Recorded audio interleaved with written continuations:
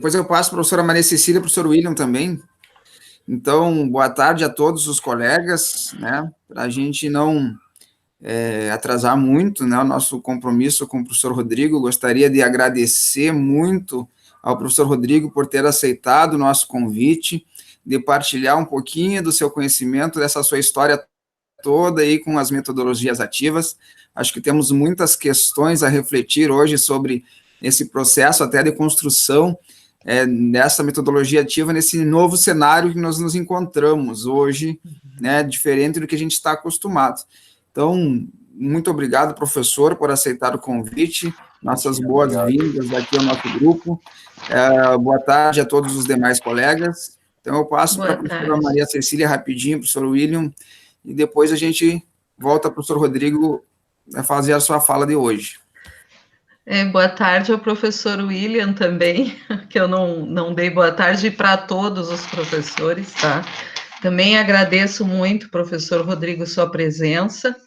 Eu estou aqui na intenção de fazer uma ponte com a teoria da aprendizagem significativa, né? E a gente está apostando as fichas de que essas metodologias de ensino podem implicar em evidências de aprendizagem significativa, tá? Então, eu estava ouvindo a sua fala e eu primeiro gostaria, porque eu cheguei um pouquinho antes das 5, mas eu queria que o senhor contextualizasse a sua atuação profissional, porque eu vi aqui professor de biologia da Escola Mobile. Essa escola é particular em São Paulo, professor? Ela é sim, professora. Ela é uma escola particular e de uma... A gente, às vezes, quando vai descrever o contexto, né, de trabalho, acredita que isso é suficiente para descrever, e não é, porque a escola vizinha tem um contexto muito diferente. É tão particular quanto, né? Sim. Então, é uma escola que eu costumo descrever como ela atende a elite da cidade por conta da mensalidade, uma mensalidade elevada, tem 4 turmas por série, e isso tem uma outra coisa que é a do perfil de aluno. É um aluno que tem interesses no ingresso no ensino superior de alta competitividade de ingresso. Então, ele quer entrar na engenharia da USP, na medicina. Então, ele vai para a escola já tendo essa motivação intrínseca, que facilita muito o nosso trabalho, né? Eu não preciso tentar convencê-lo a se dedicar demais, porque ele tem interesse. É lógico, isso não é o cenário dos 160, mas é um recorte. A escola divulga que ela dá esse horizonte para o aluno, agora ela acha muito pouco esse horizonte para o aluno, né? Então, assim, o ingresso no vestibular, ele faz cursinho, ele passa, mas a gente fala muito da questão da ampliação do repertório cultural dele. Então, isso associado a uma escola de alta performance, o que deixa esse cenário muito, muito específico para uma fatia muito pequena, infelizmente, da população brasileira, né? Sim. Então, bem-vindo, temos muito a aprender. Obrigado. Bem, o professor William, acho que vai falar? Ou... Sim, professor, só agradecer, né, mais uma vez. A gente está num cenário atípico, né, como você colocou. Todos nós precisamos de formação, né, não só para esse tipo de metodologia, mas eu acredito que todas elas só vêm agregar nesse momento, né, que algumas escolas, universidades, elas têm deficiência nesse tipo de trabalho, né. Inclusive, nós, da Unipampa, temos um pouco de dificuldade também em trabalhar com tecnologias, né, e acredito que o curso pode implementar um pouquinho, ajudar um pouquinho cada um de nós, né. Mais uma vez, muito obrigado, e pode dar início. Muito obrigado. Bem, eu vou falar então com vocês sobre a inversão da sala de aula, né, como uma das estratégias de metodologia ativa de aprendizagem. eu tenho assistido vários eventos virtuais e fico muito ansioso para encontrar interlocutores que falem da prática, né? Não só da teoria, não por diminuir a teoria, pelo contrário. Acho que só a prática, ela limita muito o nosso olhar. Mas é que, às vezes, o discurso pedagógico ele fica muito centrado em alguns conceitos teóricos que não são facilmente transpostos para a prática pedagógica. Então, eu consigo falar em protagonismo do adolescente, o aluno no centro da aprendizagem, mas cada um vai interpretar isso à sua maneira, cada um vai dar aula do seu modo, como o discurso correto. Mas será que a prática é mesmo aquilo que ela promete ser? Então, eu vou conversar com vocês muito sobre essa prática, tá? De novo, não querendo diminuir a teoria, mas vou falar desse lugar, que é o lugar que eu tenho possibilidade de fala nesse momento. Eu vou, como eu disse, eu vou apanhar um pouco aqui na passagem das telas, tá? Mas tenham paciência que depois eu vou disponibilizar esse PDF para vocês terem acesso a tudo, fiquem tranquilos, tá?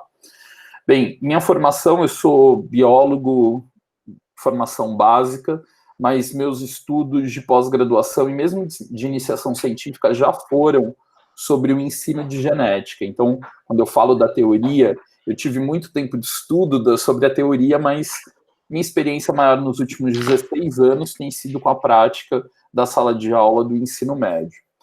Eu vou dar alguns exemplos bem específicos de ensino de biologia, mas eu tenho outros materiais que eu coloquei aqui nessa página de biografia um pouquinho, para vocês acessarem, caso tenham mais interesse.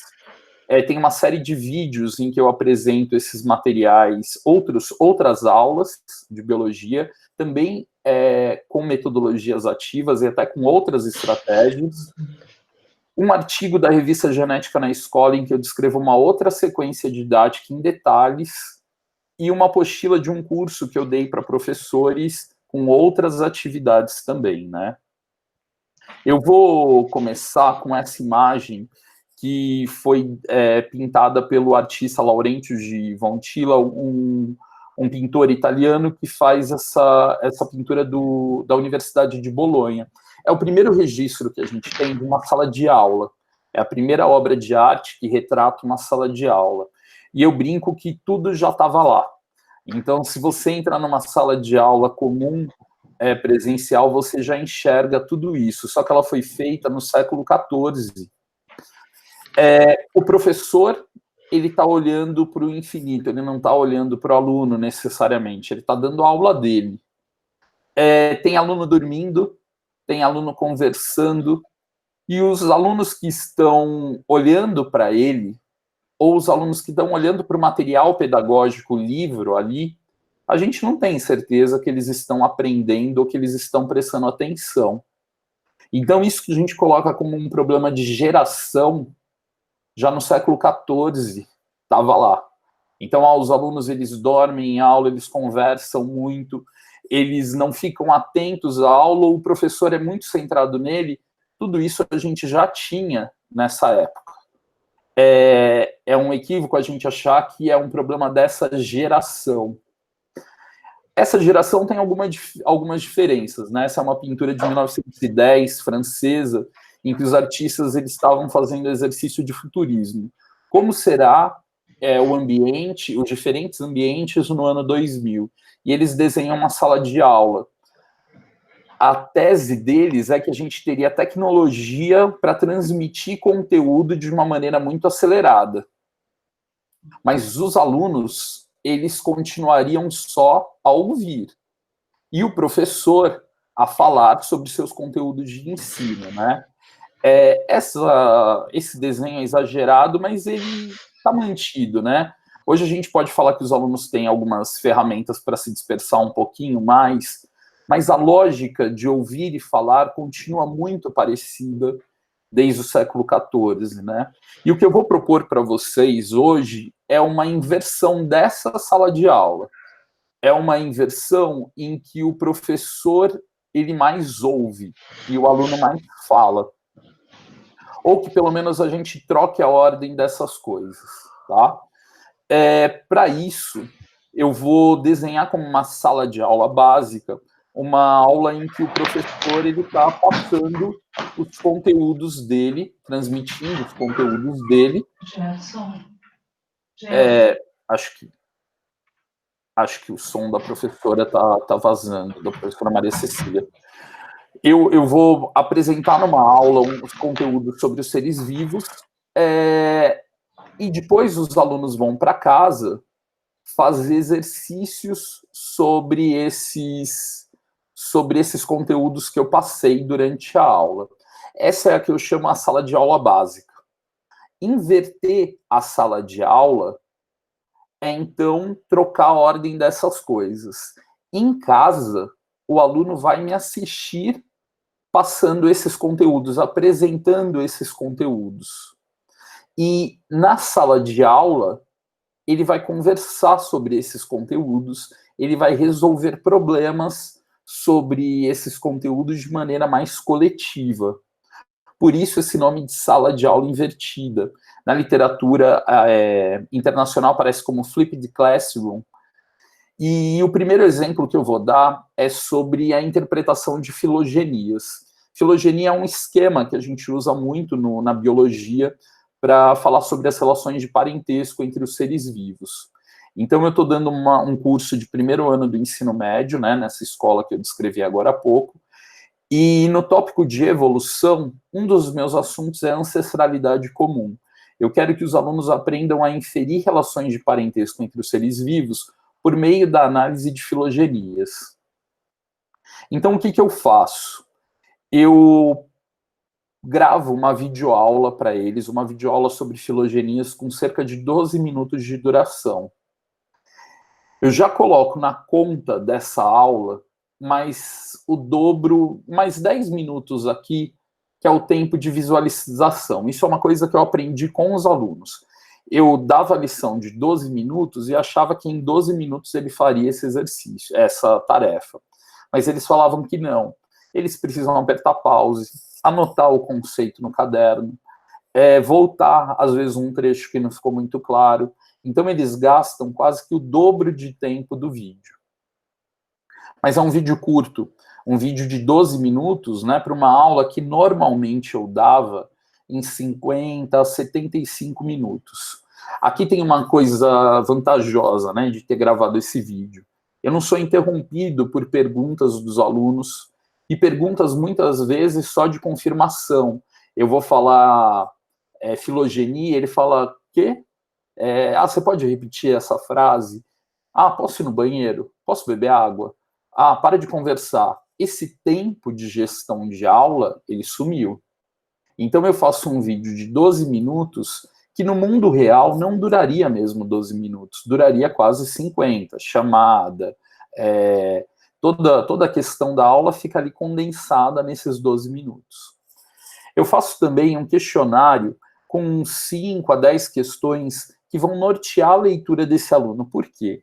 Ele pode ser um aluno excelente, ele assistiu a minha aula, mas ele estava viajando, olhando para o teto, pensando.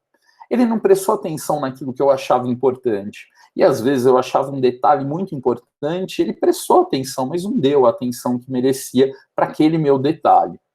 Então, quando eu coloco nesse formulário eletrônico questões, eu já faço ele voltar para aqueles conteúdos que eu considero importantes. E eu não estou falando em questões complexas, muito questões de prova, são questões de verdadeiro ou falso, só para ele voltar para os pontos mais centrais do vídeo. Ou questões de múltipla escolha, bem simples, tá? Muito, muito simples do ponto de vista pedagógico. Porque eu preciso direcionar a leitura desse aluno, para ele não assistir ao vídeo como a gente assiste ao Jornal Nacional. Se você me perguntar qual vai ser o crescimento do PIB esse ano, eu não vou saber. Eu prestei atenção, mas eu não fiquei memorizando ali as informações que você agora acha que são importantes. Então, se você acha importante, já coloca nesse questionário para o aluno ficar atento a isso, né? Bem, eles respondem isso por meio de um questionário eletrônico e eu fico sabendo das respostas deles antes da aula. Essa questão que eu coloquei aqui para vocês verem é uma questão que eu fiz a partir desse vídeo. O vídeo, depois, quando vocês acessarem o PDF, vai ter o link, vocês conseguem acessá-lo. Reparem, 97% dos alunos acertou essa questão. Então, eu não preciso nem corrigir, porque eu falo para ele que esse é o gabarito, a maior parte já acertou. Eu tenho 5 de 160 alunos que não acertaram só. Essa outra, a mesma coisa. E a gente gasta muito tempo de aula corrigindo exercícios que ninguém teve dúvida. Então, a gente pode gastar a aula com os exercícios que eles tiveram dúvidas. Aqui, eu já tenho 30 alunos, 35, que citaram essas duas afirmações. Então, aqui eu já tenho um volume maior. Eu poderia gastar minha energia só com eles. Só com eles não, só com esse exercício, desculpa. Então, quando eu volto para a sala de aula, eu não gasto tempo corrigindo esses exercícios, tá? Eu pergunto, alguém tem alguma dúvida? E aí os alunos levantam a mão e vão me contando as dificuldades que tiveram, vão me esclarecendo os pontos principais. E aqui tem uma estratégia que eu uso, que não tem relação com a sala de aula invertida, mas eu acho que é uma prática interessante para aumentar a interação entre os alunos, a aprendizagem dos alunos. Quando um aluno me pergunta assim, Rodrigo, por que aquela afirmação, o gorila apresenta mais semelhanças com o orangotango do que com o chimpanzé, está errada. Eu brinco que nessa hora eu não posso querer jogar ping-pong ou tênis. Eu tenho que querer jogar peteca. O que eu quero dizer com isso? Ações na sala de aula, elas acontecem do professor para os alunos, geralmente, mas às vezes é do professor para o professor. Eu faço uma pergunta, eu quero dar a resposta, eu estou fazendo uma pergunta só minha. É quase como se eu estivesse jogando squash, eu, a bolinha e a parede. O aluno me atrapalha ali. Quando eu jogo uma pergunta, ouço o aluno, ou quando o aluno pergunta, eu já dou a resposta, a interação se deu só entre esses dois indivíduos. Agora, quando o aluno pergunta, Rodrigo, por que o gorila apresenta mais semelhanças com o orangotango do que com o chimpanzé, não está correta. E eu viro para a classe e falo assim, alguém poderia explicar para o aluno X por que não está certa? Aí um aluno vai lá e tenta elaborar, porque ele acertou, a maioria da classe acertou, mais de 70% da classe acertou, então alguém vai conseguir explicar isso. Quando o outro, o Y, responde, eu vou lá e pergunto, todo mundo concorda com Y? X, ficou claro para você? Eu posso ali ter já um debate com essas ideias ou perceber dúvidas mais interessantes para essa conversa. Reparem que a aula que eu gastaria apresentando os conceitos já foi a lição de casa. O encontro entre pessoas é para falar sobre o conteúdo, não é para ele ficar só ouvindo. Bem, e aí o que eu faço em aula? Porque isso daí também não dura os meus 50, 75 minutos. Aí eu pego as questões mais difíceis que eu tenho sobre esse tema, questões de aplicação, que tem muitos dados, e peço para eles passarem um tempo da aula sozinhos tentando responder. Depois disso, eu peço para eles lançarem num formulário. O formulário pode ser esse do Google Forms, o Drive tem isso, né? Ele acessa rapidamente, ele posta ali as respostas dele. Aqui, por exemplo, eu dei uma filogenia muito complexa, fiz várias afirmações complexas e pedi para ele falar qual é verdadeira, qual é falsa. Ele lança isso, eu mostro o gráfico e aqui eu tenho divergência. Aqui fica metade, metade. Metade acha que a frase 2 é verdadeira, metade acha que a frase 2 é falsa. O que eu faço então? Peço para eles levantarem e tentarem convencer os colegas de que a resposta deles está certa. E ouvir o colega e tentar convencê-lo do contrário. Mas se ele perceber que o colega está certo, mudar de ideia. Então aí eu defino um tempo, peço para eles discutirem entre eles, e qual é a minha tarefa nesse momento? ouvi-los. Eu fico quietinho na sala, muitos vêm me procurar, e eu falo, não vou tirar dúvida, não vou conversar com vocês sobre isso, aqui eu só estou ouvindo. E eu fico andando pela classe ouvindo as conversas. Porque aqui eu vou aprendendo quais são as dificuldades reais dos alunos. E eles vão explicando, vão falando biologia, vão praticando ali o discurso biológico, né? Quais são as ideias biológicas por trás disso. Eu aqui tenho uma filogenia e falo, olha, desses 4 exemplos, qual que poderia ser utilizado para representar uma convergência evolutiva? Convergência evolutiva foi um conceito que eu apresentei numa outra aula, mas que ele vai aplicar aqui. E aí, de novo, eles começam a discutir por que o exemplo 1, exemplo 2. Quando acaba a discussão, e eu dou tempo fechado para essa discussão acontecer, ele lança de novo no formulário.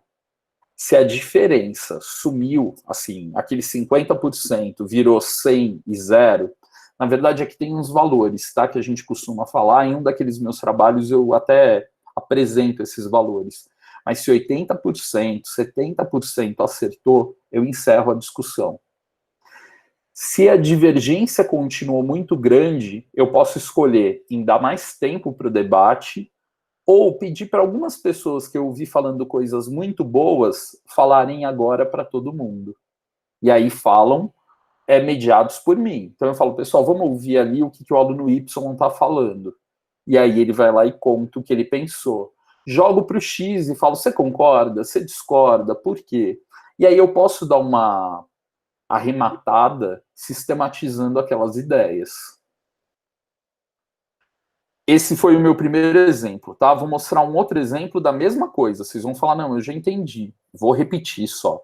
Só vou repetir falando o seguinte, que fazer lição de casa não é uma prática do estudante brasileiro. A gente não tem esse hábito e, dependendo do contexto, nem dá para exigir dele isso. Tem alunos que não têm espaço de estudo, né? Eu tenho escritório, posso me dedicar a estudar nesse ambiente que é muito adequado para isso. Tem uma mesa para isso. Tem alguns contextos escolares que não permitem isso. Mas mesmo nos contextos que permitem, o aluno não tem motivação para chegar em casa e querer fazer lição. Então, o que eu faço? No final da minha aula de hoje, eu faço uma certa sedução para que ele venha fazer a minha lição para a próxima aula. Então, aqui eu estou mostrando uma dessas seduções. Eu apresento esse caso de um reality show em que eles têm várias pessoas da família têm acondroplasia, né, que é um tipo de nanismo. E eu falo assim, olha, eles têm alguns filhos que não são acondroplásicos. Qual será que é a chance desse casal ter um novo filho que seja acondroplásico? Eu estou começando o curso de genética, eles ainda não sabem nada sobre o tema. Eles querem levantar a mão, eu pergunto, será que a acondroplasia é dominante ou recessiva? E aí eles vão usando as ideias que eles têm. Aí eu falo assim, olha, pessoal, vocês não sabem ainda isso. Vocês não tiveram aula comigo sobre esse tema.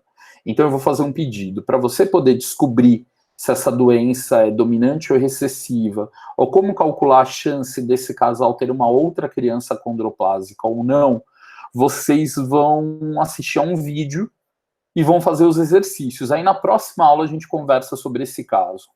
E o vídeo da lição de casa de vocês, ele vai perguntar se na sua família as pessoas conseguem dobrar a língua ou não conseguem dobrar a língua.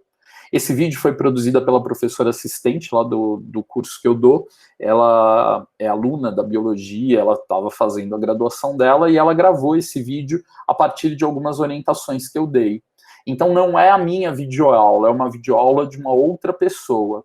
Uma outra pessoa, nesse caso, que dialogava comigo, desenhou um vídeo também muito parecido com o meu curso, mas eu poderia ter usado ainda um vídeo de autor desconhecido, que eu fui selecionando, garimpando da internet. É um vídeo curto, é um vídeo que tem cerca de 7 minutos, e aqui eu fiz um mapa de conceitos, dos conceitos que foram apresentados lá. Por que eu estou mostrando isso para vocês? Para vocês perceberem que são palavras pouco usadas por nós no cotidiano. Essas palavras eu perderia muito tempo deixando escritas na tela para o aluno copiar, para o aluno relacionar entre os conceitos. E todo o conteúdo que está nessa tela, o vídeo trabalhou para mim em 6 minutos, 7 minutos. O aluno pausa, volta, vai para frente, anota de novo. Ele chega para a aula com dúvidas boas, porque ele já elabora ali, ele já pensou sobre aquilo. Então, não adianta eu dar uma lição de casa que dure 4 dias da vida dele. Na escola em que eu trabalho, a gente planejou que cada professor tem direito a 20 a 30 minutos de lição de casa nos dias que dá aula. Então, hoje eu dei aula de manhã, hoje eu posso dar uma lição de 20, 30 minutos para a próxima aula que eu dou. Por que disso? Porque tem uma prática errada dos professores de nunca darem lição. Mas quando dão 20 exercícios, dão 10 páginas de leitura. Não pode isso. Ela tem que ser pequena o suficiente para eu querer fazer e conseguir resolver ali no tempo dedicado para isso. Se eu vejo que o desafio é muito grande, eu nem começo a fazer. Se o professor fala, para amanhã vocês vão ler um texto de 10 páginas, eu nem vou começar, porque não vai dar tempo. Então é importante desenhar lições pequenas e constantes. Toda aula eu dou lição. E toda aula eu uso a lição que eu dei.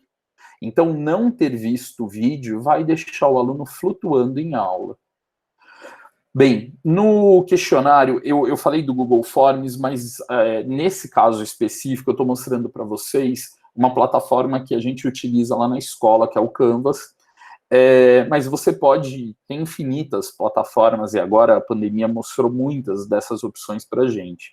No Google Forms tem uma opção, se você usa o Google Classroom, que você pode, se o aluno tiver cadastrado, ele tem acesso a feedbacks ali, caso ele tenha cometido erro. Esse Canvas, eu consigo fazer isso. Então, eu perguntei aqui, cada indivíduo possui 2 alelos de cada característica. Lembra aquelas perguntas que direcionam o olhar do aluno?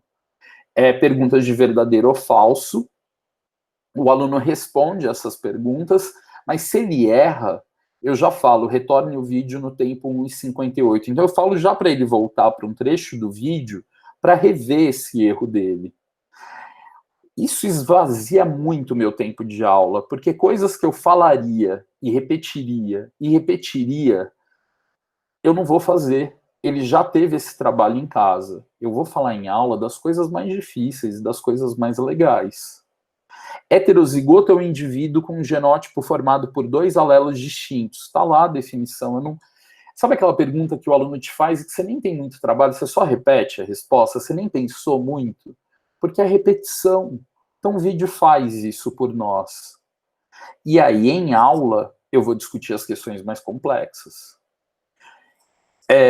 2 questões que eu coloquei, os alunos, aqui já das questões mais difíceis que eu coloquei em aula, os alunos tiveram uma taxa menor de acerto. Essas eu vou corrigir. Agora, aquelas fáceis, não vou corrigir. Vou, então, aproveitar esse tempo da aula para eles discutirem também entre eles.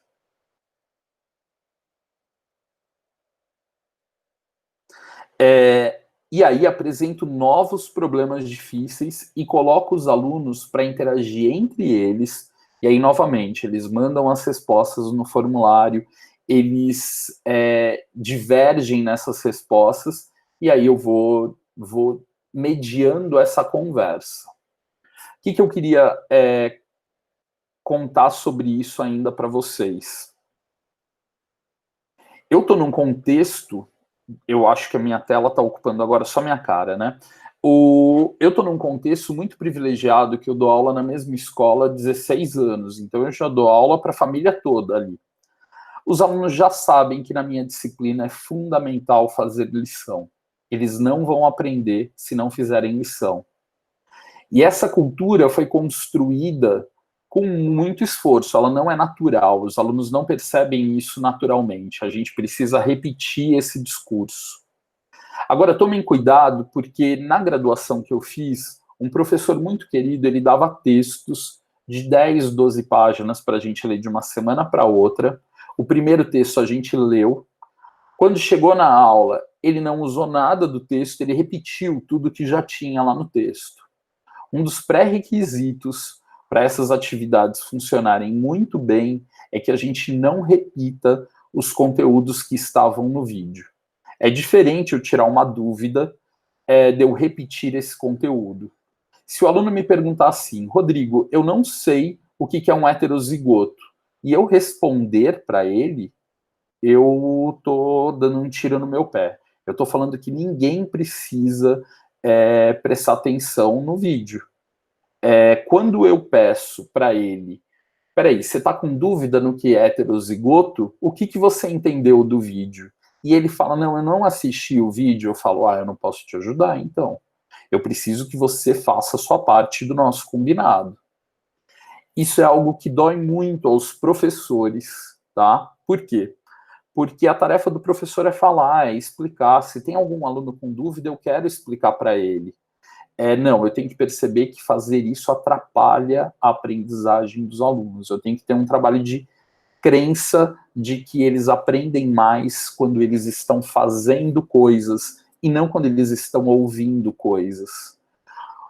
Um bom argumento para defender esse meu ponto de vista é que você acabou de dar uma palestra como essa, e se eu fizesse uma prova de verificação agora, um exercício agora, de alguma coisa muito complexa que eu falei, vai ficar parecendo que eu não falei nada. Isso com o aluno funciona muito bem. Então, se eu desse uma aula expositiva falando, olha, heterozigotos possuem alelos diferentes, vamos resolver o exercício, e o exercício fala, tal indivíduo é heterozigoto, ele vai falar, Rodrigo, o que é heterozigoto que está escrito aqui? Não porque ele não prestou atenção, porque ele não usou esse conhecimento, ele não mobilizou esse conhecimento em nada da rede conceitual que ele já tinha. Quando eu dou o vídeo, já dou um problema para ele usar, e na aula dou problemas mais difíceis ainda para ele mobilizar tudo que ele viu em casa, ele já vem com aquilo ancorado em algum lugar. E aí ele vai errar. Não é um problema ele errar. Os alunos ficam muito frustrados no começo porque eles erram muita coisa. E eu falo, o erro para a gente é matéria-prima para aprender. Então ele vai errar, eu vou trabalhar em cima desse erro porque eu aprendo mais como professor quando o aluno erra e faz boas perguntas. Aí eu vou lá e penso sobre o que ele falou, eu posso usar aquilo para discutir melhor aquele conteúdo. Bem, eu tinha planejado contar isso para vocês e abrir para perguntas para a gente poder conversar um pouco mais, trocar algumas coisas dessa minha prática.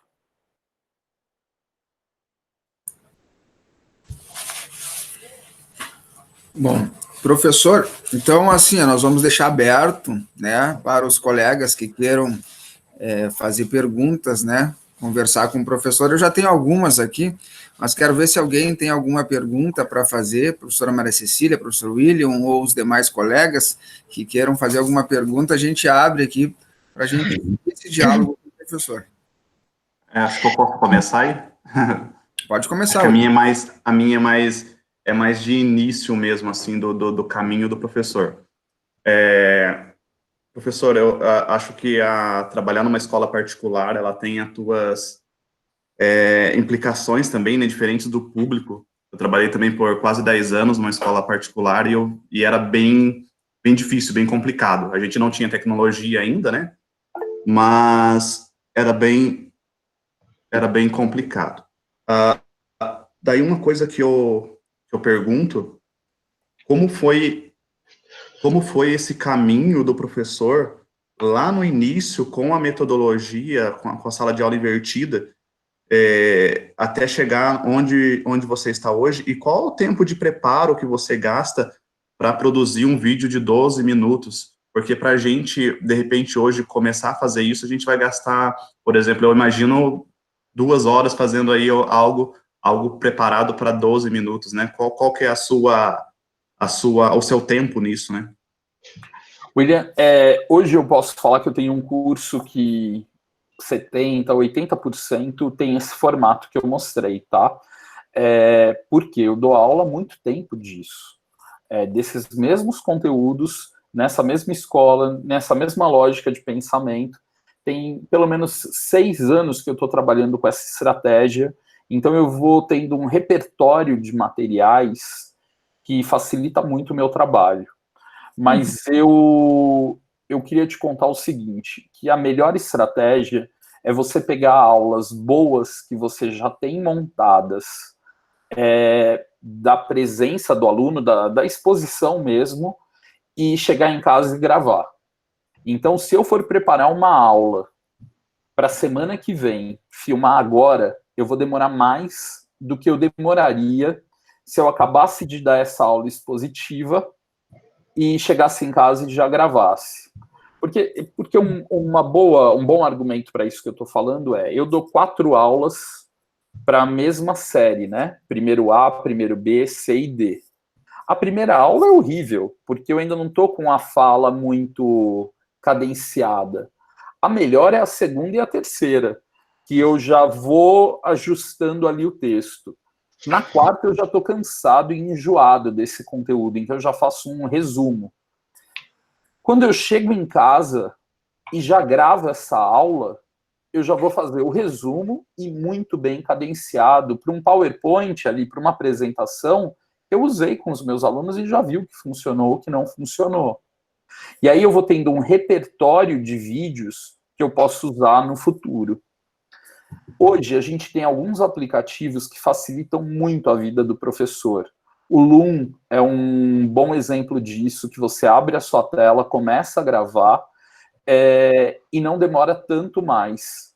É que depende muito ali do PowerPoint que você tem, que você usa, a fluência que você tem naquele conteúdo. Eu, por exemplo, como desde o meu mestrado eu estudo ensino de genética, eu já sei quais são os obstáculos conceituais ali para o aluno, quais são os problemas de aprendizagem que eles vão ter. Então, eu já faço falas para aquilo que eu sei que eles vão errar, para facilitar a aprendizagem deles ali. Agora, se você fala, Rodrigo, então monta uma palestra aí, uma aula, um vídeo sobre gimnospermas, samambaias. Eu vou demorar muito mais para gravar essa mesma aula de 12 minutos. Porque eu vou precisar montar o PowerPoint, eu não sei muito bem o que é importante e o que não é desse assunto. Eu vou ficar falando. Quando eu já tenho clareza disso, eu dou 10 exemplos diferentes, excelentes, sobre o mesmo assunto. Então, eu não consigo te responder com precisão, mas se demorar também muito mais de 2 horas, não é uma boa estratégia para gravar isso, não vale a pena. Pegue aulas que você já... Tem uma professora muito importante na minha formação que ela falava, Rodrigo, na tecnologia nada vai dar certo se já não deu no papel e no lápis. Então, assim, se a sua aula não funciona tradicionalmente, ela não vai funcionar com parafernália tecnológica. Então, pega a aula que já funciona, que você fala, não, essa daqui eu sei dar, é rápido e pronto, e aí transforma isso no tecnológico, facilita muito, até porque você vai gostar do resultado, os alunos vão gostar do resultado e vai servindo de motivação para os próximos, né? Não sei se eu te respondi ou fugi, saboneteei. Não, o professor respondeu sim. Professora Maria Cecília? Sim, professor Rodrigo, parabéns pelo seu trabalho. Assim, é muito contagiante ver alguém comprometido com o sistema de ensino e aprendizagem, né? Eu não pude deixar de ouvir a sua fala tentando fazer relação com a TAS do Ausubel. Então, assim, algumas coisas, né? O que acontece? A gente tenta fugir ao máximo, no meu grupo de pesquisa, da questão da aprendizagem mecânica. Não fugir ao máximo, não quer dizer que ela não seja importante, ela é importante.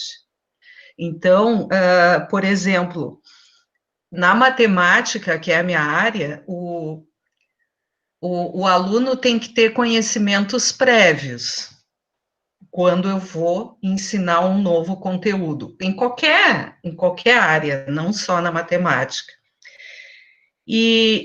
Por quê? Porque para que ocorra aprendizagem significativa, são necessárias algumas condições. Uma delas é que o material instrucional seja potencialmente significativo. E isso você tem. Isso a sua experiência já fez com que você identificasse os possíveis erros e tudo como você está falando, tá? Daí o aluno tem que ter na estrutura cognitiva dele aquele conhecimento prévio que vai ser necessário para ele assimilar esse novo conceito. E mais, talvez o principal, ele tem que querer aprender desse jeito. Então, eu vou te fazer uma pergunta bem simples, porque a gente está lidando com toda essa questão de ter que se adaptar a essa nova situação do Covid, e eu me preocupo assim, Rodrigo, porque o ensino sempre acaba sendo um privilégio. Os alunos da sua escola são privilegiados, por quê? Porque a realidade, eu vou arriscar dizer, inclusive em São Paulo, nas periferias aqui também, é cruel a realidade, e inclusive a gente tenta pesquisar a questão de que o aluno ele tem que aprender em cima do contexto dele. Eu acho que o fato do aluno não ter condições, Rodrigo, de estar à frente de um computador, de fazer toda, você mesmo disse, né? Às vezes o aluno não tem condições, não tem espaço, não tem.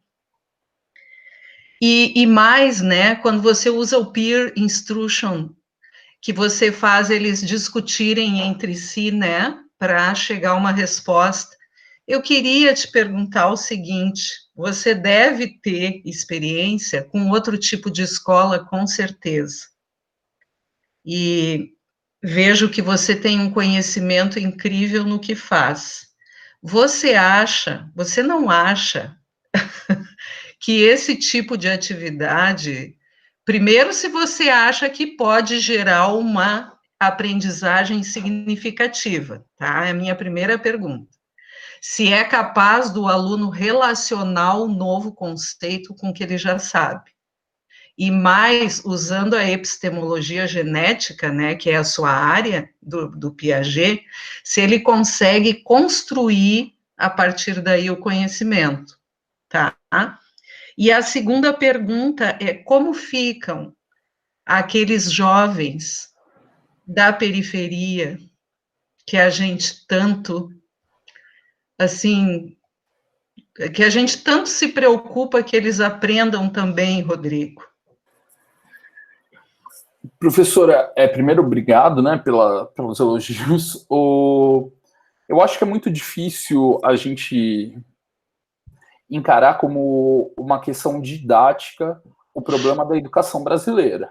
Uhum. Não é um problema de didática apenas, né? É um problema de distribuição de renda, de política pública, mas também eu não quero me isentar dessa pergunta falando, eu não tenho nada a ver com isso. Se eu tenho oportunidade de estar com esse aluno em sala de aula, o que eu proponho para ele fazer? O professor se propõe, o professor médio, e aí eu tô generalizando sim, não consigo falar de todas as diversidades possíveis de realidades para a escola pública, é impossível fazer isso, mas o professor, em média, ele vai passar a maior parte do tempo falando, e o aluno vai passar a maior parte do tempo ouvindo, sim. E numa briga enorme entre ouvir e falar, sendo a tarefa do aluno exclusivamente ouvir.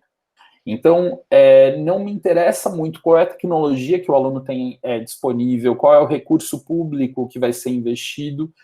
Como professor, o que eu proponho que eles façam? Se o meu planejamento passa pelo que eles vão ouvir, está errado. Então, assim, eu não vou conseguir responder essa sua pergunta falando de toda a diversidade, mas eu tenho que pensar em problemas genuínos para o meu aluno resolver e que ele precise do conhecimento específico para resolver esses problemas. Uhum. Agora, esse problema pode ser calcular a área de um triângulo retângulo, que é um problema interessante para mim.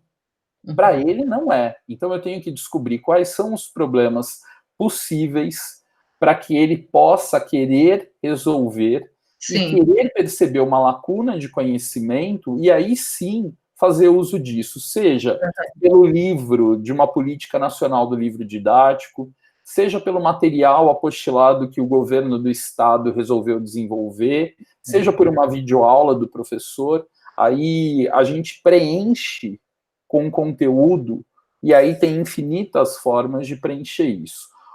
Eu não quero responsabilizar o professor pelo drama da educação no país, mas a parte que nos cabe desse latifúndio é uma parte que cresceu aprendendo ser professor. Tem uma coisa interessante, né? Se eu vou fazer engenharia hidráulica na faculdade, eu não tenho experiência como engenheiro aeronáutico, não tenho. Eu cresci, andei de avião, tá ótimo, mas eu não sei o que é o trabalho de um engenheiro aeronáutico. Como professor, eu tive toda a minha vida escolar com modelos de profissão. Então, quando eu me torno professor, eu acho que eu já sei o que é fazer aquilo. E aí, qual é o modelo que eu, Rodrigo, tive de professor a minha vida inteira? Fala, fala, fala, fala. E modelo de aluno, escuta, escuta, escuta. O que eu vou reproduzir quando eu me torno professor? Eu falo, meu aluno escuta. Tanto que a maioria de nós acaba percebendo o interesse por educação por falar, com uma certa cara de pau na frente do público. E, na verdade, o que melhor faz um professor é escutar. Se ele tem uma escuta atenta, ele consegue. Então, quando eu falava da parte que nos cabe desse latifúndio, quais são as estratégias que a gente utiliza em aula dentro daquele contexto possível.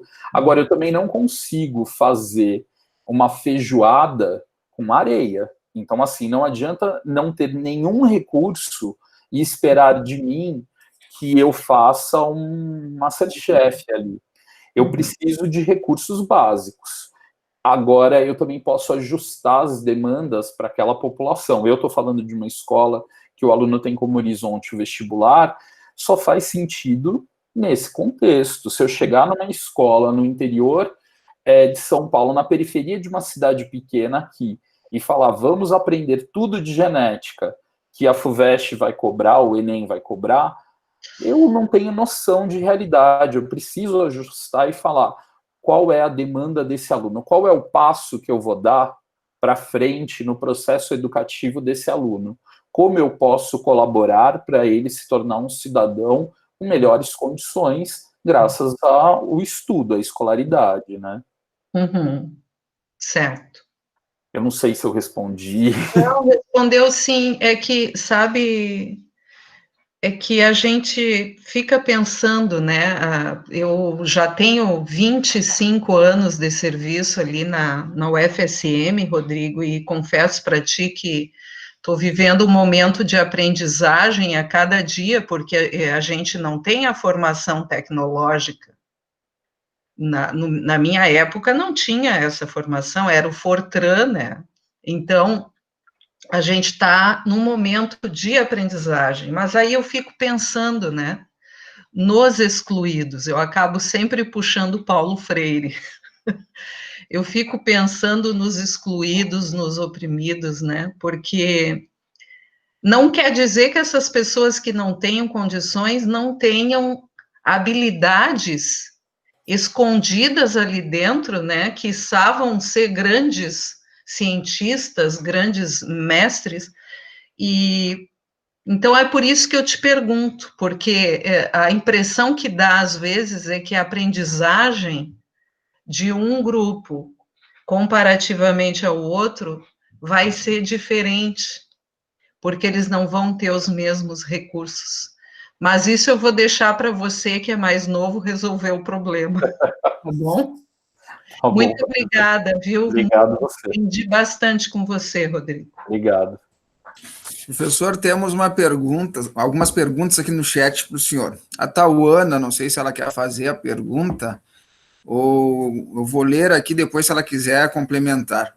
Gostei muito da fala e compartilho da dúvida do William, de como é no começo, pois quando fiz estágio tive bastante dificuldade para interagir, pois a professora anterior não fazia perguntas para eles, era uma aula expositiva e depois passava questões. Tive bastante dificuldade, eles tinham muito medo de falar, de perguntar. Observação, era uma escola pública do interior de Santa Maria.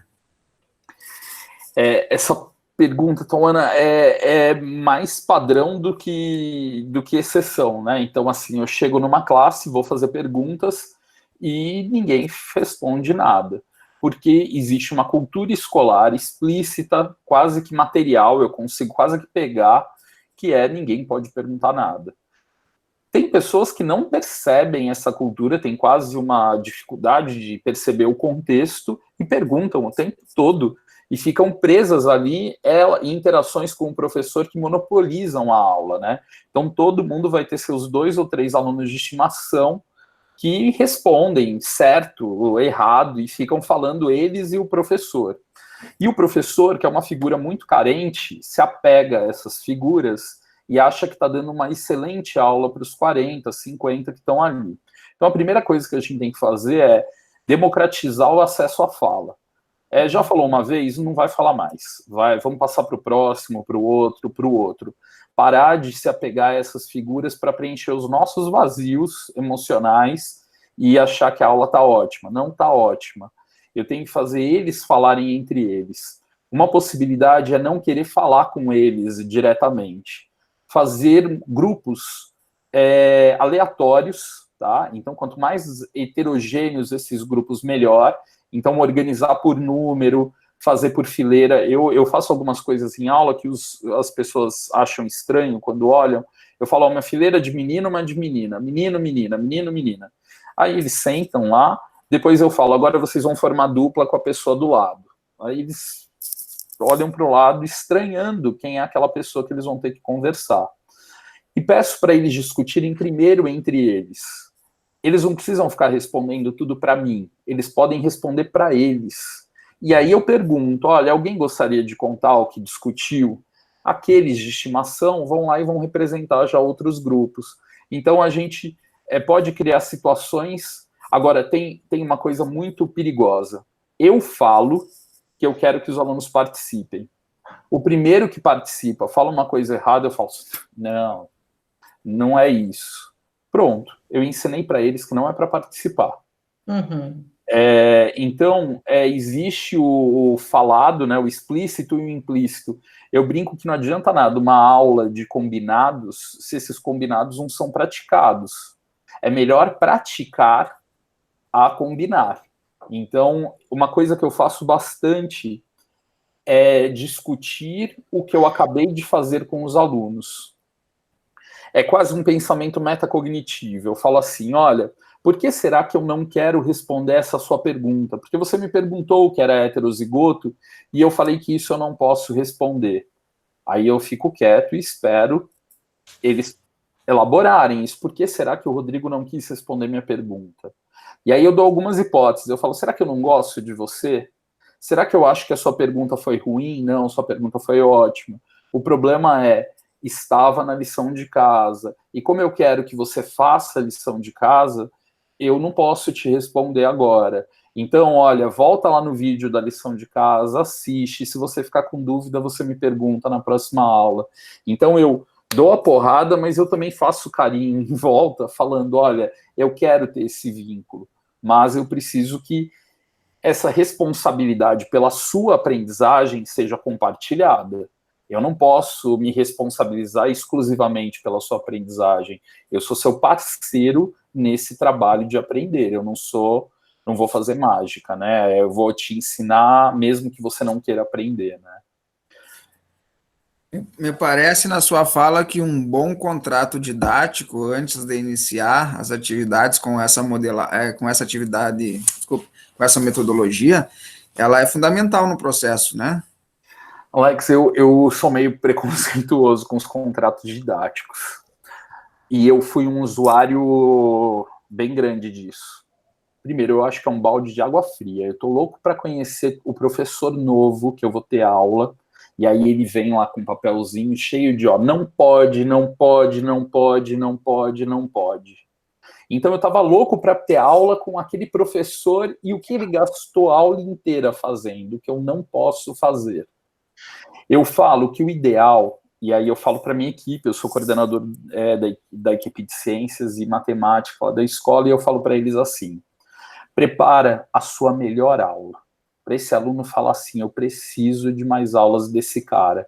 Pega o tópico, não interessa em que parte do conteúdo você esteja. Você vai dar a sua melhor aula de pronto, para ele ficar atordoado. Para ele levar uma porrada tão grande emocional que ele vai querer ficar seu fã nas próximas semanas. E deu o primeiro problema, aí você discute a relação. Para ali e já discute a relação. Então, um aluno, por exemplo, vira para o lado, começa a conversar, aí eu falo, opa, precisamos falar sobre isso. E daí eu converso sobre o problema da conversa no meio da aula. Mas eu não fico falando todas as regras antes na crença de que esse aluno está ouvindo tudo e vai me obedecer. É o mesmo problema da aula. Vou pegar o exemplo de matemática. Imagina se eu dou todas as fórmulas antes, que ele um dia vai precisar usar. Ele não vai aprender nada, quando ele precisar usar, ele vai me perguntar como eu calculo isso. Então é melhor eu dar um problema para ele resolver, e aí a regra se faz necessária. Então, quando o aluno fala assim, posso beber água? Eu falo, olha, pessoal, vamos pensar sobre isso. Pode beber água no meio da aula? Pode chegar atrasado? Pode usar o celular? Não pode. Então, assim, em vez de ficar fazendo esse contrato todo prévio, no primeiro dia eu já dou lição, e lição para a aula seguinte. E aí eu falo para eles assim, olha, é importante fazer, tudo mais, mas acabou. Não vou dar uma de pais, que é ficar falando, olha, tem que usar casaco, e aí caso ele esqueça o casaco na escola, eu vou lá e pego outro para ele. Não, eu vou deixar ele arcar com a consequência disso. Ele vai não fazer essa lição, porque eu trabalho com adolescente. Adolescente testa limite. Ele não vai fazer a lição na próxima aula. Se eu resolver o problema dele, está ensinada a lição. Eu não sou coerente, consistente. Se eu deixar ele arcar com esse problema, e vamos ser sinceros, qual é o grande problema da vida dele? Ele não fez uma lição de biologia. A gente está no meio de uma pandemia, não é nada ele arcar com essa consequência. Então, eu não estou falando que ele vai dirigir bêbado e bater o carro e morrer, ou matar várias pessoas. Eu estou falando simplesmente que ele vai ter que estudar mais dessa matéria. Então, eu preciso deixá-lo arcar com as consequências para que ele valorize isso, coloque o dedo na tomada e fale, é verdade, colocar o dedo na tomada dá choque. Mas também não é algo grave, né? É algo menor que ele consegue arcar com essa consequência. Perfeito, professor. Já respondeu várias perguntas que vinham na sequência. A professora Cristiane também tem algumas perguntas para o senhor aqui. A sala de aula invertida pode ser entendida como mídia educação? Como fazer uma intervenção didática em relação à sala de aula invertida, já que o conteúdo é estudado pelos alunos? O professor também precisa construir competências para trabalhar de forma pedagógica com novas tecnologias. Quais os principais desafios quanto ao trabalho na sala de aula invertida? Quais as potencialidades práticas desta metodologia? São várias perguntas, né? Sim. Cristiane, eu não vou conseguir responder todas, tá? Primeiro que eu não estudei mídia e educação, não sei que conceito é esse, a ponto de falar se é ou não é, tá? Não me atrevo a responder uma coisa que eu não faço ideia, porque eu entendo de várias formas diferentes, mas como eu não estou usando nenhum autor, então não vou usar isso. Eu vou cuidar dessa do professor precisa construir as competências para trabalhar com essa nova tecnologia. Precisa, e é difícil fazer isso, porque, como eu disse, eu não fui educado dentro desse sistema, eu não tenho nem experiência. Por isso que nos cursos de formação de professores que eu faço, eu gosto de dar aulas num formato invertido, para que ele tenha modelo de aprendizagem daquele jeito, para depois poder adaptar ao contexto dele. Por isso, eu vou tentar antecipar algumas coisas, mas a própria prática reflexiva é que vai revelando, né, isso para a gente. Mas uma coisa que para mim é muito cara e muito difícil, não é nem gravar aula, como o professor William estava perguntando. Para mim é pensar em bons problemas. Fazer problemas genuínos que estejam dentro de uma possibilidade de resolução do aluno e que permitam esse salto do nosso aluno. Porque o que acontece? Se eu chegar para você e falar assim, vamos agora fazer um problema para calcular a distância de genes nos cromossomos, você fala, não, eu não tenho nem por onde começar, eu não tenho repertório para começar. Mas eu também não vou dar um problema de separar sílaba, vou dar a palavra casa e pedir para ele separar sílaba, que ele vai falar, olha, já estou rodado nisso. Eu preciso ajustar a régua para pôr um problema que dê desafio, mas que dê a sensação de que é possível fazer. Então, desenhar esses problemas é algo muito difícil. E a gente tem pouca experiência pedagógica nisso, né? A gente geralmente consome problemas que os outros criaram no livro didático, no material apostilado. Então, eu sofro para criar esses problemas, mas também usufruo do privilégio de dar aula do mesmo conteúdo há 16 anos, né? Então, isso me ajuda bastante a ter repertório. Mas, ainda assim, tudo que eu procuro na internet, com outros professores de biologia, eu sempre peço para eles, deixa eu ver o que você usa em aula, me deixa ver seus materiais, porque aí eu vou adaptando para isso que eu considero um bom problema, né?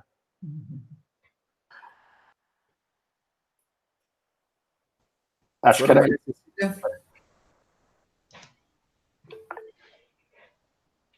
Professora Maria Cecília. Professor Rodrigo, eu de novo incomodando. Imagina. Eu queria que você falasse um pouquinho sobre a avaliação nesse seu sistema de ensino. Como que você avalia o aluno? Professora, eu falo que aqui eu tenho um nó, né? Nesse recorte de escola que eu apresentei, eu nem preciso ter uma avaliação tão diferente da mais tradicional, tá?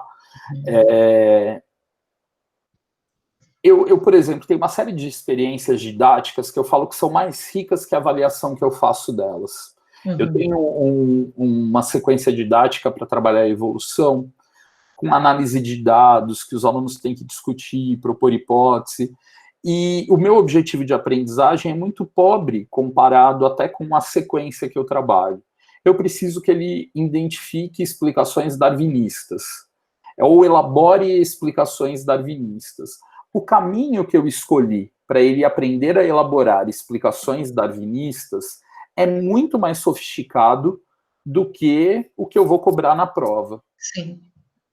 Mas para fins de boletim, nota, as perguntas são de múltipla escolha ou perguntas abertas, de análise de dados, mas, por exemplo, trabalho em equipe. Eu tenho um sistema ali de análise de evolução do aluno em trabalho em equipe que não aparece no boletim, que não vai ser mensurado em nota, mas tudo bem, sabe assim, eu também não tenho uma onipotência de que eu vou fotografar tudo isso. Eu falo que a gente precisa avançar ainda em coisas mais básicas antes de querer tirar todas as fotos 360, sabe? Assim, eu preciso resolver problemas. E aí eu acho que tem uma coisa importante. Para o horizonte desse aluno, que é o ingresso no ensino superior, tendo feedback constante das aprendizagens dele, tá ótimo. Para ele poder modular e regular a potencialidade que ele tem de aprender coisas novas, tá ótimo. Eu não preciso ficar responsável por todas as avaliações dele, né? Certo, então eles agem como se estivessem também se autoavaliando. Por exemplo, nesse do trabalho em equipe, eu preciso que ele perceba os pontos de melhoria dele. Sim. Porque para que serve essa minha certificação? Eu vou falar que ele está aprovado para o ano seguinte, porque ele adquiriu ali os conteúdos que eu achei que precisavam. Mas trabalhar em equipe é para ele. Então, assim, não é para o meu certificado, é para ele. Mas ele está desenvolvendo muias habilidades com a sua proposta. Sim. É que eu não, como a gente não tem na escola um sistema de avaliação para dar conta das socioemocionais todas, eu também não vou deixar de trabalhar por conta disso. Sim. Tá. Oralidade, por exemplo, eu não vou avaliar oralidade no meu sistema de notas, mas eu falo para o aluno, olha, você ali está usando um jeito um pouco agressivo no trato com seus colegas. Sim. E aí ele vai percebendo isso porque ele tem que se mudar, não porque eu vou dar uma nota quanto a isso. Né? Tá, Rodrigo, agora a última pergunta da minha parte, tá? A gente sabe que nem tudo é um mar de rosas, né? Então, assim, ó, você falou muito positivamente dos seus resultados. Eu quero ouvir um pouquinho dos problemas que você enfrenta com essa metodologia. Se é que você enfrenta. Não, sou perfeito. Ou que o nosso público vai poder enfrentar quando começar a usar essa metodologia. Não, tem várias. Eu acho que todas essas que me perguntaram são problemões, assim. Não tem nada fácil ali. Eu falei do desenhar os problemas. A Tauane, eu acho que perguntou Tauana perguntou da participação dos alunos, da minha não competência em fazer determinadas coisas que a Cristiane falou, é que eu respondi de uma maneira otimista e olhando para frente, não dos meus defeitos. Mas se quiser, eu refaço essa palestra agora só no drama, só falando como é impossível. Não, eu digo isso porque, assim, é uma fala muito comum entre nós professores das impossibilidades, né? E eu acho que nesse momento, a minha fala é muito parece que é tudo lindo, não, é tudo muito difícil mesmo. Mas eu estou mostrando que se a gente coloca isso como problema a ser resolvido, a gente vai pensando em soluções possíveis, e não soluções mágicas que alguém vem numa palestra e vende para a gente como, ó, faça isso que resolve tudo. Eu não tive isso, assim. Hoje eu tenho alguns desafios. Eu tenho um desafio que e que eu estou ficando contente com os resultados, que é assim, eu estou mapeando rapidamente alunos que estão ficando para trás. Coisa que naquele passado em que eu falo sozinho e os alunos só ouvem, eu só descubro no final do ano quem ficou para trás. Desse jeito, eu estou gerando dados muito rápidos para descobrir que esse aluno está abandonando. E uma frustração que eu tenho, não é nem uma dificuldade, porque eu acho que eu não vou conseguir resolver, é a de não conseguir puxar esse aluno custe o que custar. E ele tem outras facetas que não são de biologia, que também estão presentes ali. Então ele está passando por um momento da vida dele que ele não está disponível para aprender biologia, e não há mágica que eu faça que me engaje nisso.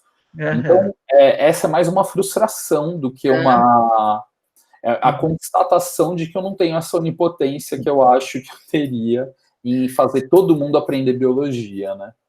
Olha, Rodrigo, essa pergunta foi ao contrário, foi para elogiar o seu trabalho, tá? Porque o que eu gostei de ouvir no final da sua fala é a questão da preocupação com a aprendizagem, né? Então, isso eu acho que tão importante quanto uma metodologia bem elaborada, né, aplicada, porque só há aprendizagem se houver ensino, né? E eu estou vendo que os teus alunos aprendem mesmo, né? Maricília, inclusive essa era uma discussão grande da didática mesmo, dessas estratégias, que assim, quando eu falo para vocês que 94% acerta, tem 6% que erra. E eu não corrijo, eu continuo. Um amigo meu virou e falou, mas espera aí, esses 6, o que você vai fazer com eles? Eu falei, nada, eu vou continuar o curso. Ele falou, mas você vai deixar 6% para trás? Eu falei, meu querido, quando eu dou uma aula expositiva, quem falou que esse número chega a 10%, a 30%, a 60% de abandonados? Então, eu só estou abandonando 6%, tá ótimo. Normalmente, eu não sei, eu só sei sobre aqueles 3 de estimação, que eles sabem, porque eles estão falando comigo. Todo o restante da classe eu não sei nada. Então, agora o que eu estou falando é que eu já sei que eu tenho 6%, que eu preciso de outros tempos e espaços para ajudá-los. Então, não é nem que eu não estou mais olhando para eles, eu sei o nome deles e sei o que é que eles não sabem. Então, eu já sou muito melhor do que o Rodrigo de ontem, que falava sozinho com a classe, né? Então, é interessante que quem vem primeiro? A preocupação com a aprendizagem dos alunos. A metodologia foi só escolhida para dar conta disso, né? Muito obrigada, tá? Imagina, muito obrigada. Professora, imagina. A professora Graziella tem uma pergunta. Grazi, gostaria de fazer a pergunta para o professor? Boa tarde. Boa tarde, Grazi. Minha dúvida é uma curiosidade, como que foi a reação dos pais lá no início de propor esta metodologia, por ser uma escola particular, se tem alguma influência, se eles reagiram de algum modo diferente ao propor a metodologia? Grazi, tem várias respostas possíveis, né? Porque também quando a gente achata, né? Os pais, não, tem uma diversidade gigante. Agora, a gente também nunca propôs essa metodologia como bloco.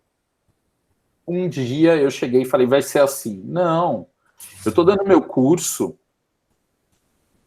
há 10 anos, o mesmo curso, daí eu faço uma atividade, aí depois de outro tem outra. Hoje é que é tudo assim no meu curso, mas ela foi sendo elaborada aos poucos. Aí eu volto para aquela questão dos privilégios, né? Como eu dou aula na mesma escola há muito tempo, todo mundo já sabe quem é o Rodrigo, como é o curso dele, se gosta, não gosta, o que ele gosta, como ele ensina, e os resultados de avaliações externas. A escola, ela sempre publica a lista de aprovados no vestibular, e os alunos vão muito bem nos vestibulares. É uma escola que está sempre no ranking das 10 primeiras do Enem da cidade de São Paulo. Então, acaba tendo uma repercussão o nome da escola, que eu não vou discutir os métodos. Um pouco como um médico que salva paciente, eu não quero saber muito bem como, porque eu não sou médico. Eu vou confiar na especialidade dele. Agora, do jeito que eu falo, parece que os pais dão um voto de confiança. É parcial. Então, por exemplo, um aluno que está indo mal, os pais falam, por que o Rodrigo dá aula desse jeito? Não era mais fácil ele dar aula e pronto? Porque meu filho não gosta de fazer lição. E aí tem todo um trabalho da escola em falar, olha, mas não tem opção, porque aqui a gente só ensina se seu filho tiver a fim de aprender. A gente pode ajudá-lo, tudo mais, mas precisa dele, não tem a opção sem ele. A gente vai ensiná-lo mesmo que ele não queira aprender. Então, vai também para um discurso da escola. Agora, eles reclamam de mim, os pais, quando eu vou tratar de alguns assuntos polêmicos.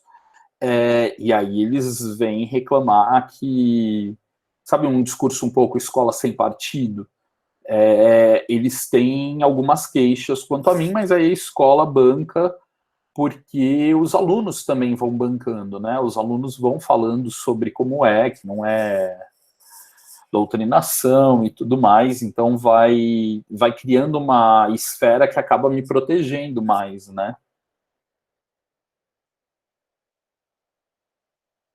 Professor, temos mais uma questão, acho que é a professora a Cristiane Flores gostaria de explicar o que ela sobre a mídia na educação. Professora Cristiane, por favor.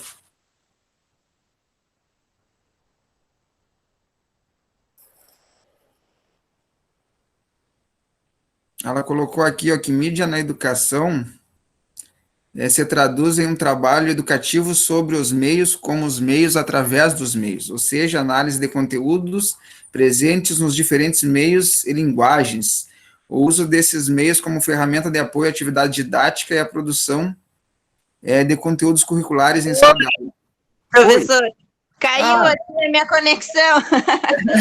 Como diz meu filho, caiu a conexação aqui.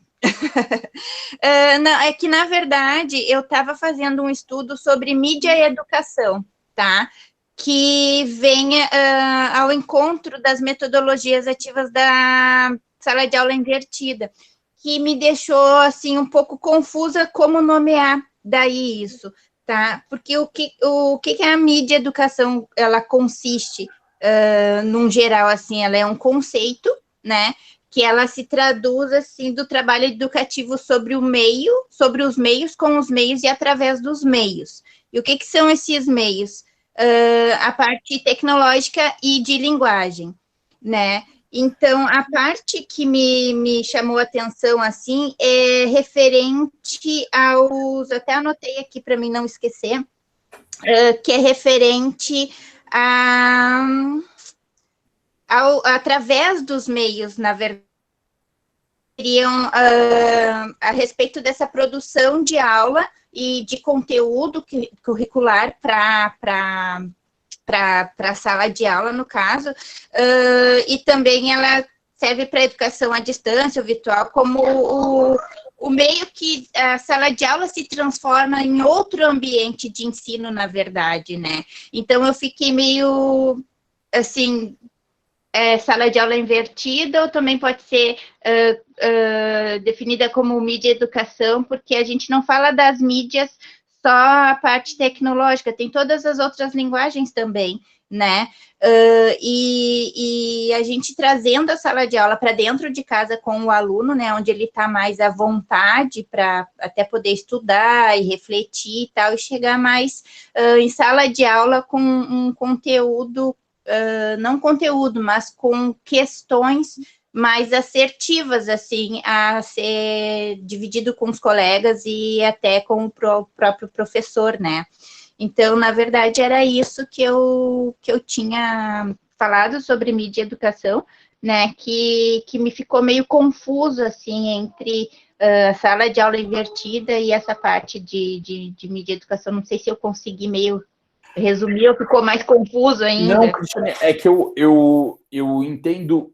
Quando você fala através dos meios, é fácil, né, a gente falar assim, não, através dos meios, porque a gente está usando meios midiáticos diversos, mas tem uma coisa que do pouco que eu li sobre isso, que me faz não misturar diretamente, é porque não tem um trabalho de produção de mídias com os meus alunos que seja objeto de estudo e análise das aulas. Tem um curso de biologia no segundo ano que os alunos podem fazer, é uma disciplina eletiva nessa escola, em que a professora, agora por conta da pandemia, pediu para os alunos organizarem-se em grupos e criar vídeos de divulgação sobre alguns aspectos do Covid.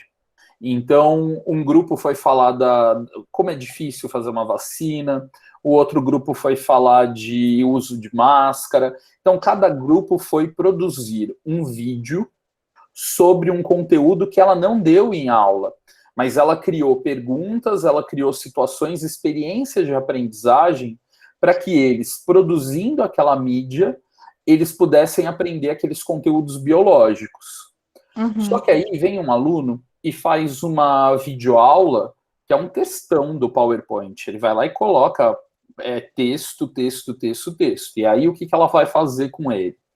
Ela vai discutir a mídia que ele está produzindo. Ela fala assim para ele, olha, tem um erro aqui no material que você produziu. Conceitualmente ele está correto, o seu trabalho está impecável, mas a linguagem que você utiliza para comunicar isso está errada. O texto ele não é uma plataforma para ser lida numa tela no tempo do autor, é no tempo do leitor. Então vamos pensar que estratégia vai ser melhor para a gente adaptar isso para um vídeo. Aí a mídia, a produção da mídia pelo aluno também é conteúdo da aula dela. Por isso que eu não me atrevo a essas experiências que eu te mostrei, o aluno não produziu nenhuma mídia. Ele simplesmente consome, e eu nem me atrevo nessas minhas aulas que eu mostrei para vocês a analisar os vídeos. Como são vídeos todos meus, assim, eu estou analisando só conteúdo biológico, eu não estou discutindo a linguagem utilizada, as figuras, o texto, que poderia ser uma intenção pedagógica minha, mas não foi. Nesse contexto, tem um conteúdo de biologia molecular que eu vou trabalhar com eles, que eu uso o contexto, a ideia de analisar a metáfora que o autor utilizou no vídeo, que aí eu vou discutir a linguagem escolhida pelo autor, mas é muito pobre comparado ao potencial desse conceito. Assim, o conceito de educação midiática é muito mais potente do que o que eu faço no meu curso. Por isso que eu não me atrevo a falar, não, olha, é um excelente exemplo de mídia educação, né? Tá, entendi. Tá bom? Obrigado. Tá certo, obrigada. Para eu encerrar a minha participação, assim como a professora Maria Cecília, depois a gente passa para o professor William finalizar. Novamente, lhe agradeço muito, acho que foi assim, maravilhoso, muito produtiva a nossa tarde hoje. Nós poderíamos falar até a meia-noite, eu acho, professor, mas a gente sabe que o senhor tem compromisso, os colegas também têm. Só gostaria de finalizar com duas questões, assim. Como usar hoje essa metodologia ativa do modo como as escolas estão trabalhando hoje de forma remota? Existe essa possibilidade? E a segunda pergunta em relação à produção de vídeo, o senhor falou muito na produção de vídeo. Eu gostaria de saber se ela é uma ferramenta fundamental neste processo, porque existem escolas, alunos que não têm essas condições adequadas para fazerem uso disso, tanto que o Estado aqui do Rio Grande do Sul está enfrentando muito com essa situação. Então, se o vídeo é uma ferramenta fundamental nesse processo, ou se ele pode ser adaptado por uma outra ferramenta. Então... Alex, eu nessa passagem para o conteúdo virtual, eu tive muita facilidade, porque se o curso já está invertido, mas e a interação entre os alunos, né? Eu precisava da sala de aula. O Zoom, que eu falei para você que eu uso no lugar do Hangout ou do Meet, ele tem salas de discussão. Então, eu tenho lá 160 alunos, eu tenho 80 por aula virtual, eu aperto um botão, ele forma grupos de 5 pessoas aleatório, e aí os alunos podem fazer essa discussão lá entre eles. Então, eu estou conseguindo manter a estrutura metodológica da aula, mesmo à distância. Claro, tem perdas, mas comparado ao desastre, à calamidade pública que a gente vive hoje no planeta, não houve perda nenhuma, né? Agora, a produção do vídeo. A produção de vídeo, ela é muito importante, porque é uma mídia muito fácil de consumo para quem tem acesso a isso. Mas eu tenho um amigo meu que trabalha com EJA, então educação de jovens e adultos numa escola que não tem todas essas condições, e eles não puderam usar nenhuma plataforma, eles estão usando o WhatsApp, que é o que roda muito bem entre os grupos ali, e eles produzem esses vídeos e jogam no WhatsApp. E aí, agora, vídeos curtos, ou áudios um pouco mais longos, que não são caracterizados como podcasts, mas é quase isso. A gente tem uma tendência a hipervalorizar os textos. Então, falando, os alunos podem aprender também por meio de textos. Eu tenho só uma ressalva quanto ao uso de textos. Quais textos? Texto didático escolar, ele não é feito para o aluno aprender.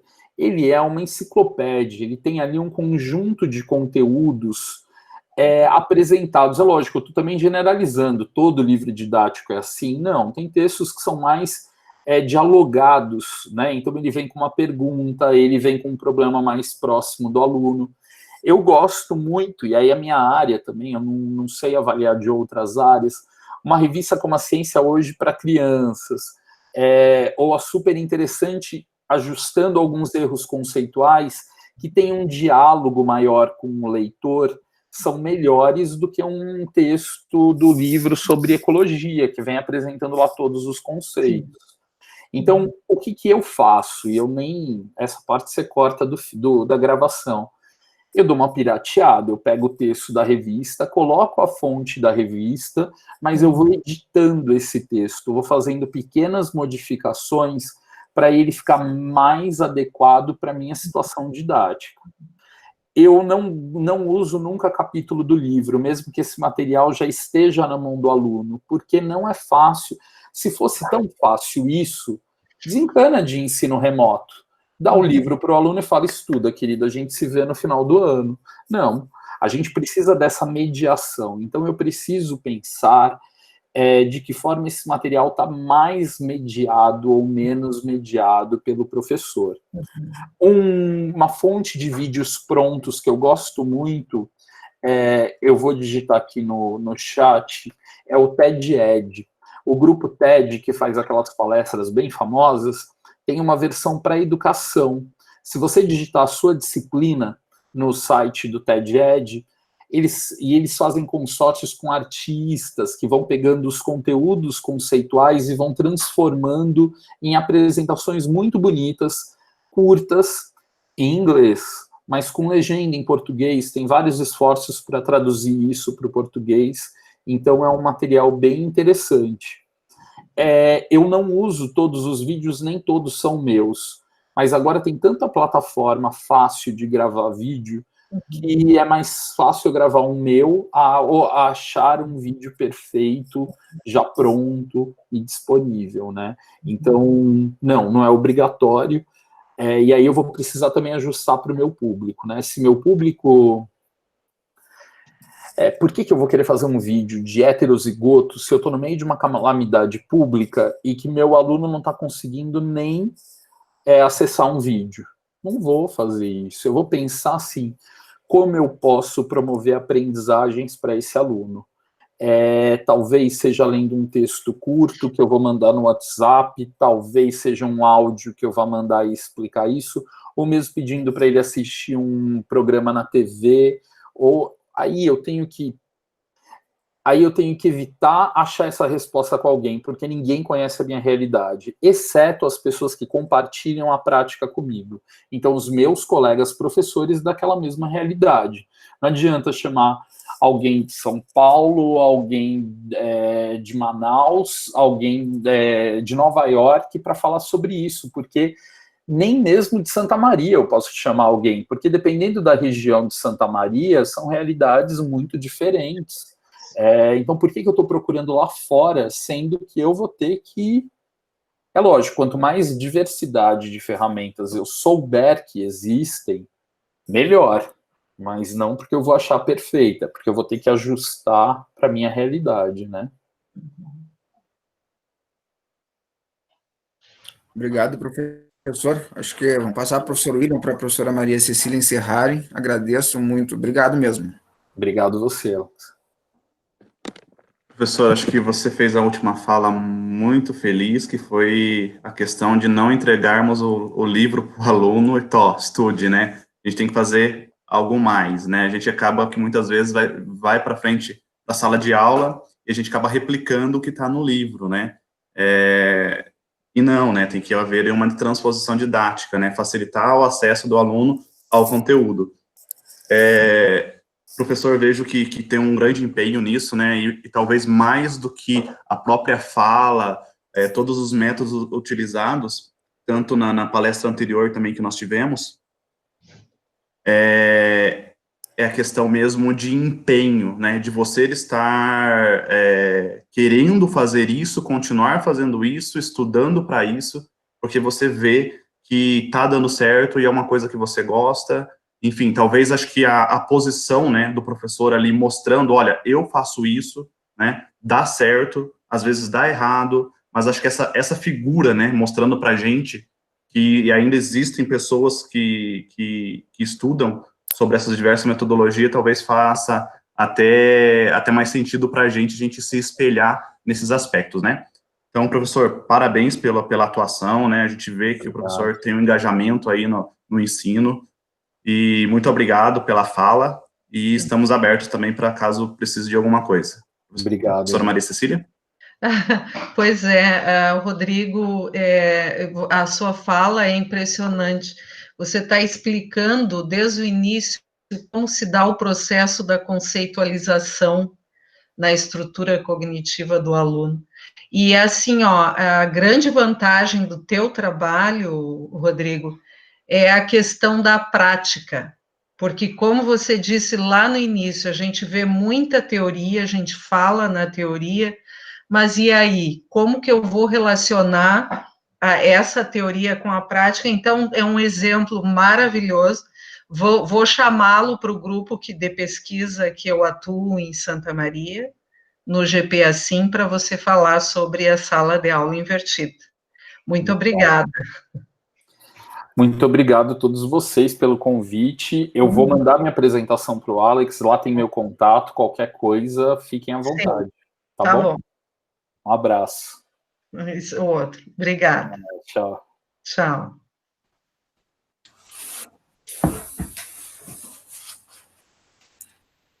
Bom, então tá, pessoal. Obrigado a todos pela participação. Até a semana que vem, neste mesmo canal, neste mesmo horário. Obrigada, Alex. Obrigada, William. Obrigada a todos os colegas. Olha, eu estou, assim, muito contente com as palestras, estão sendo todas muito produtivas, né? Hoje eu já coloco ela no YouTube, William, e aí te passo e tu passa para o pessoal. Sim, elas estão ficando lá no Moodle. Só faltou, acho que a do Radael daí, que acho que, eu não sei se você colocou a do Radael no Moodle? Hoje no YouTube. Tá, deve faltar só dele. Estou colocando as duas hoje e aí já te passo elas. Deixa eu só finalizar a gravação aqui. Tchau, então. Tchau. Tchau.